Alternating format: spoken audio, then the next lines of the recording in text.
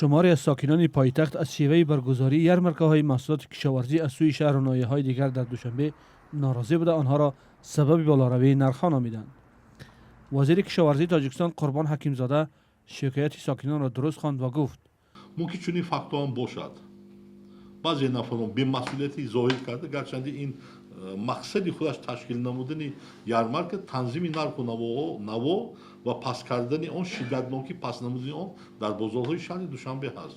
وزارت کشاورزی میگوید این نمایش و فروش محصولات را برای پر کردن بازارهای دوشنبه با سفارش رهبر دستگاه اجرایی پرزیدنت تاجیکستان همراه با برنامه‌های فرهنگی و ادبی شهر و ناحیه‌های جمهوری تشکیل کرده است. همین سال گذشته ما یک چند مرتبه یارمارک با مناسبت این یا آن ایدهای ملی و جشن‌های دولتی در شهر دوشنبه و دیگر شهرهای صنعتی جمهوری گذرانده شده است.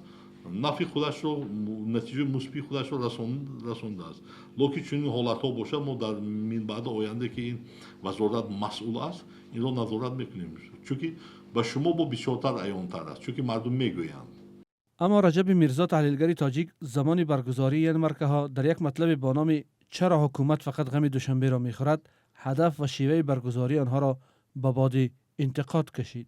در تاجیکستان هر سال در چهارباغ‌های شهر دوشنبه برای جشنگیری سده، نوروز، تیرگان، مهرگان و برگزاری عیدهای زردالو، تربوز، خربوزه، کدو، سیب، انگور و جشنواره‌های دیگری بخش کشاورزی، نمایش و فروش دسترنج دهقانان نیز برپا می شود. وزارت کشاورزی میگوید در سال 2023 از سوی کشاورزان ولایت‌ها و شهر و ناحیه‌های تابع جمهوری بیشتر از 4962 تانه محصولات ارزانتر از نرخ بازار پیشکش ساکنان و مهمانان پایتخت گردانده شد. ولی ساکنان میگویند این تجربه ها کامیاب نبودند.